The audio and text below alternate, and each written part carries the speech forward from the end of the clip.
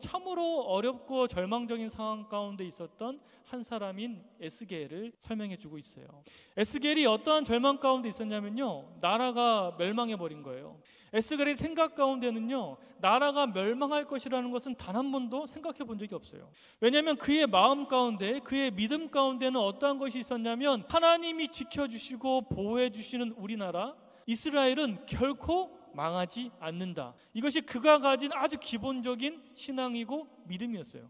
그래서 실제적으로도 이스라엘을 위협했던 수많은 위기적 상황들이 있었어요. 수많은 대적들이 있었고 괴롭힘이 있었고 어려움이 있었지만, 그런 어려움이 아무리 찾아와도 나라가 멸망한 적은 없어요. 그런 어려움이 있을 때마다 하나님 앞에 기도하고 회개하면 하나님이 기적적으로 도와주셔서 극복해냈단 말이에요. 근데 이번에는 어찌된 영문인지 어려움이 찾아왔어요. 나름 기도도 했어요. 그런데도 불구하고 나라가 완전히 멸망해버린 거예요. 단 한 번도 생각해보지 않았던 처참함, 단 한 번도 생각하지 않았던 그 끔찍한 일이 자신의 나라에 일어나게 된 거예요.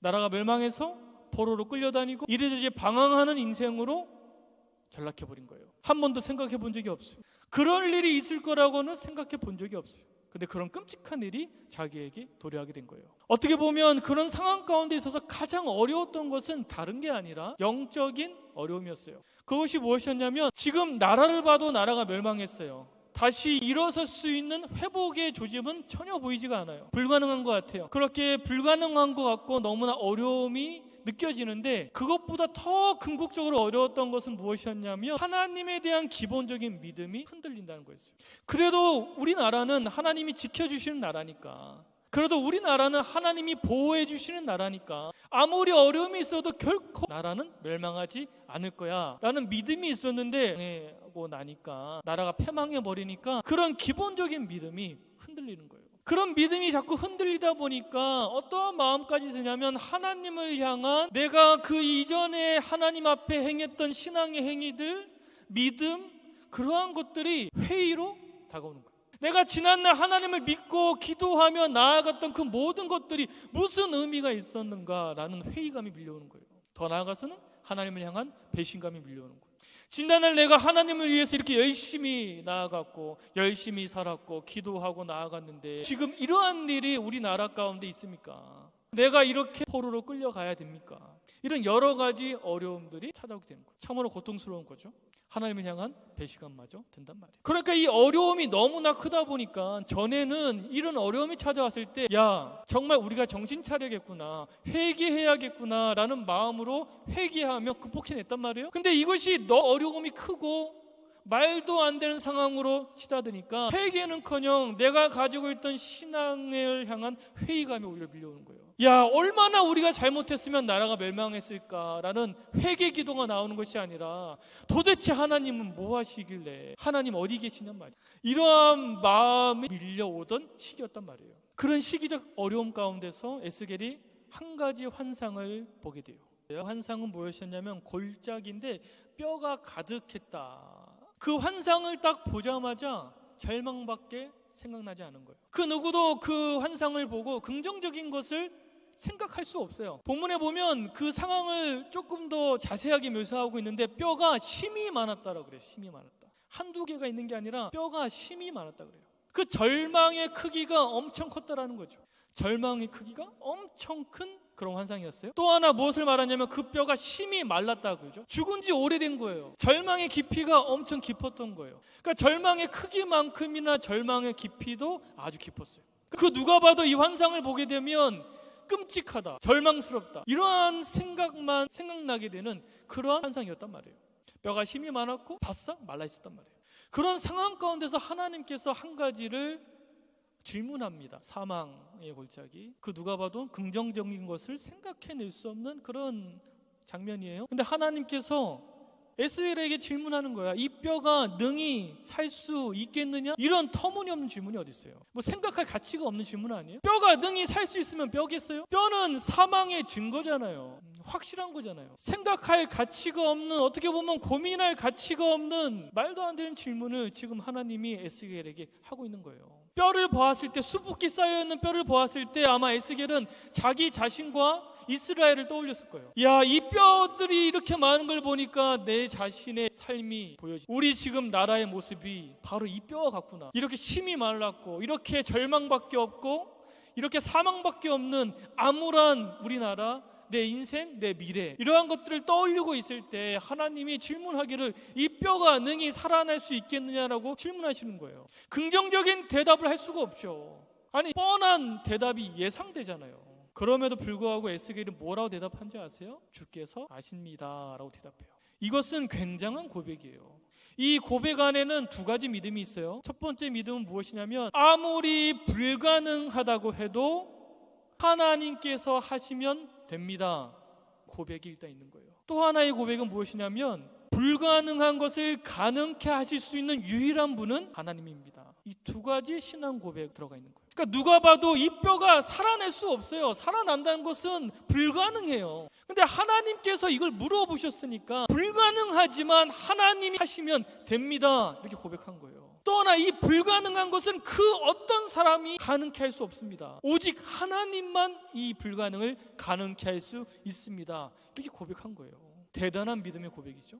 그렇게 에스겔이 신앙의 고백을 했을 때 하나님께서 에스겔에게 명령하세요. 에스겔이 참 멋진 믿음의 고백을 했잖아요. 말이 돼요? 당연히 못 살아나죠. 못 사니까 이렇게 수북히 쌓여 있는 거 아니에요. 살아났다면 뼈가 이렇게 많이 쌓여 있겠어요? 여긴 절망의 골짜기요, 사망의 골짜기입니다. 물어볼 거 물어보셔야죠 라고 대답할 수 있잖아요. 근데 에스겔은 그렇게 대답하지 않았어요. 믿음의 고백을 했더니 하나님께서 에스겔에게 명령하시는데, 그 명령이라는 것이 참으로 부담되는 명령이에요. 뼈들에게 대언하라는 거예요. 하나님의 말씀을 전하라는 거예요. 아니, 뼈에게 하나님의 말씀을 전한다고 그 뼈가 알아듣겠어요? 말도 안 되는 얘기잖아요. 뼈에게 내가 말을 하면 할수록 오히려 손해 아니에요? 내 에너지가 뺏기고 내 시간이 허비되고 희망 고문이 되는 거잖아요. 희망을 가지고 내가 얘기한들 아무리 얘기해도 되지 않는 현실을 맞닥뜨리게 되면, 불편한 현실을 맞닥뜨리면 더 화가 나는 거잖아요. 차라리 안 하는 게 낫지. 괜히 했다가 혹시나도 모를 그 가능성을 가지고 대언했다가 아무런 반응이 없으면 더 큰 절망 가운데 빠지게 되는 거잖아요. 거봐 안 되잖아. 말이 되는 소리를 해야지. 얼마든지 그렇게 생각할 수 있어요. 근데도 에스겔이요, 하나님이 주신 그 명령대로 대언했어요. 그랬더니 어떠한 놀라운 일이 일어나냐면, 뼈에다 대고 말씀을 대언했더니요, 놀라운 일이 일어났는데 생기가 들어가서 그 뼈들이 큰 군대가 되었어요. 여기서 생기는요, 하나님께서 아담과 하와를 창조하셨을 때, 아담을 만드셨을 때 숨을 불어넣으셨잖아요. 그 숨과 동일한 단어예요. 그 동일한 단어가 신약에서는 뭐로 표현이 되냐면 하나님의 영인 성령이에요. 그러니까 성령의 능력으로, 성령의 역사로 내가 그 말씀을 대언했더니 성령의 역사가 나타나서 그 마른 뼈가 큰 군대가 되었다는 거예요. 한순간에 그 사망의 골짜기, 절망의 골짜기가 무엇이든지 가능케 하는 큰 군대를 이루는 기적의 골짜기로 바뀌어버린 거예요. 놀라운 일이 일어난 거죠. 1차적으로 이 말씀은 지금 절망밖에 없는 이스라엘을 하나님께서 이렇게 회복시켜 주실 것이다라는 메시지이죠. 그러나 더 나아가서 이 말씀은 우리에게도 해당되는 말씀이에요. 우리 인생 가운데 우리는요, 기대감보다는 너무나 부정적이고 낙담되는 말을 내 스스로에게 던질 때가 너무나 많아요. 내 미래에 대해서 얘기할 때, 내가 어떠한 내 내일에 대해서 얘기할 때 우리는 긍정적이고 무엇인가 기대감을 얘기하기보다 내 스스로 나에게 어떠한 말을 하냐면 나를 죽이는 말을 참 많이 한단 말이에요. 되겠냐? 내 인생 그렇게 잘 되겠냐? 안 될 것 같아. 내가 스스로 생각하기에도 내 인생은 끝났어. 더 이상 좋은 날 오지 않을 것 같아. 내 스스로가 나를 죽일 때가 너무 많아. 제가 묻고 싶은 것은, 진짜 내가 생각하고 말 뱉은 대로 진짜 내 미래 그렇게 됐으면 좋겠어요? 그렇게 절망뿐이고 패배뿐이고 그렇게 암울한 미래가 내 미래가 되었으면 좋겠냐고요. 안 그렇지잖아요. 근데 우리는 너무나 심심치 않게 여러 가지 염려와 근심과 생각들이 밀려올 때 내 스스로를 죽일 때가 있어요. 미안한 얘기지만요, 내가 나에 대해서 그렇게 부정적이고 낙담되는 말을 쏟아내면 내 인생 마른 뼈와 같은 인생 돼요. 내 내일이, 내 미래가 마른 뼈가 된단 말이에요. 그래서요, 우리는 거꾸로 바뀌어야 돼요. 이 마른 뼈가 큰 군대가 될 수 있었던 유일한 방법은 한 가지밖에 없어요. 하나님의 말씀이 들어갔을 때, 하나님의 영인 성령이 임했을 때 그 마른 뼈가 일어났거든요. 우리는 자꾸만 그런 생각을 합니다. 지금 내가 처한 상황과 환경이 너무 암울해. 이 암울한 상황 돌파해낼 수 없어. 반대로 지금 내가 처한 상황과 환경은 너무 좋아. 그래서 반드시 그 좋은 환경대로 내 인생도 좋은 일이 있을 거야 라고 생각하는데, 내 인생을 좌지우지하는 것은 지금 내가 처한 환경과 상황이 아니라 하나님의 말씀이 내 안에 들어가 있냐, 이것이 중요하다. 모든 조건을 갖춰서도 내 안에 하나님의 말씀이 없으면 내 인생 가운데 이런 놀라운 미래 찾아오지 않아요. 무엇보다 중요한 것은 내 안에 하나님의 말씀이 가득한 거란 말이에요. 믿기 어렵지 않아요. 무슨 하나님의 말씀이 밥 먹여주냐? 하나님의 말씀을 믿는다고, 내가 고백한다고, 내가 내 스스로에게 대언한다고 내 미래가 바뀔까? 라는 생각이 더 밀려오죠. 내 미래가 진짜 바뀌려면 내 월급이 올라가야 되고, 내 미래가 정말 바뀌려면 내가 처한 상황과 환경이 바뀌어야지, 무슨 하나님의 말씀이 내 안에 들어온다고 내 미래가 바뀌냐고 얘기하시는데, 그렇지 않음을 오늘 성경이 얘기하고 있단 말이에요. 내 인생을 진짜 바꾸기 원한다면, 내 삶을 정말 바꾸기 원한다면 다른 게 아니라 내가 내 안에 말씀을 넣으셔야 된단 말이에요. 내가 내 스스로에게 하나님이 주시는 약속을 붙들고 내가 고백해낼 때, 그 누가 봐도 절망뿐이다. 내가 보기에도 절망뿐이야. 에스겔도요, 마른 뼈 골짜기를 바라봤을 때 절망을 내뱉고 싶었을 거예요. 그러나 내뱉지 않고 그런 생각은 밀려왔지만 그는 하나님의 말씀을 대언했을 때 기적을 보게 된 거거든요. 마찬가지예요. 그러한 말을 내뱉기 전에 하나님의 말씀을 내뱉길 바래요. 하나님의 말씀을 내뱉으면 기적은 일어납니다. 정말 우리의 인생 바뀔 수 있어요. 정말 하나님의 계획은 크시잖아요. 완전하시잖아요. 그렇다고 한다면 정말 내가 힘들고 어렵고 낙답이 되는 요즘 같은 시대 가운데 내가 이것에 휩쓸려서 자꾸만 나를 죽이는 말을 할 것이 아니라 나에 대해서 뭐라고 얘기하고 계시냐, 하나님은 내 미래에 대해서 뭐라고 얘기하고 계시냐, 이거에 집중하란 말이에요.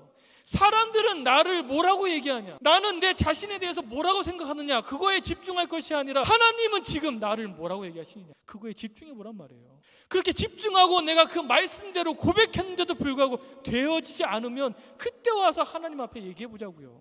근데 그러한 것들은 전혀 시도하지 않은 채 말씀을 읽지도 않고 말씀을 고백하지도 않고 염려 근심이 밀려올 때 그냥 염려와 근심을 내뱉어 버리잖아요. 그게 열매가 돼서 실질적으로 내 인생 가운데 펼쳐지잖아요. 오늘 마른 뼈가 큰 군대가 되어졌던 이 기적의 역사는 단순히 성경 안에 그 상한 그 시대에만 있었던 얘기가 아니란 말이에요. 지금 오늘 우리의 인생, 바로 나의 삶 가운데도 적용되는 말씀이에요. 오늘 하나님이 물어보십니다. 너가 스스로 바라보기에도 너의 인생 별 볼 일 없지? 그러나 너의 인생 능히 살 수 있겠느냐라고 주님이 나에게 질문했을 때, 내가 내 스스로를 바라봤을 때 정말 형편없거든요. 마른 뼈 같거든요. 그러나 주께서 아십니다. 하나님, 내가 지금 어떠한 상황 가운데 있는지 하나님이 아시죠. 확정되려면 불가능에 가깝습니다. 그러나 불가능을 해줄 수 있는 유일한 분이 하나님이시잖아요. 그렇게 한번 고백해 보자고요. 오늘 에스겔이 고백하고 그리고 말씀을 대언했을 때 성령의 능력이 나타났거든요. 마찬가지예요. 내가 바라보는 대로, 느껴지는 대로, 내 감정대로 고백하지 마시고요. 하나님은 불가능이 없으시잖아요. 하나님의 말씀에 힘입어서 내가 내 입술을 열어 고백할 때, 내가 말씀으로 내 안을 채워갈 때 성령의 능력이 나타나 내 인생이 바뀌게 된단 말이에요. 수만 가지 조건이 없어도요, 단 하나 하나님이 계시면 되는 거예요. 반대로 모든 조건을 갖춰서도 하나님이 버리시면 끝나는 거예요. 오늘 우리는 하나님을 붙잡아야 돼요. 오늘 에스겔이 하나님의 말씀을 붙잡았을 때 놀라운 환상을 보게 되었고, 놀라운 기적을 보게 되었고, 그 기적대로 이스라엘이 회복되는 일이 일어난단 말이에요.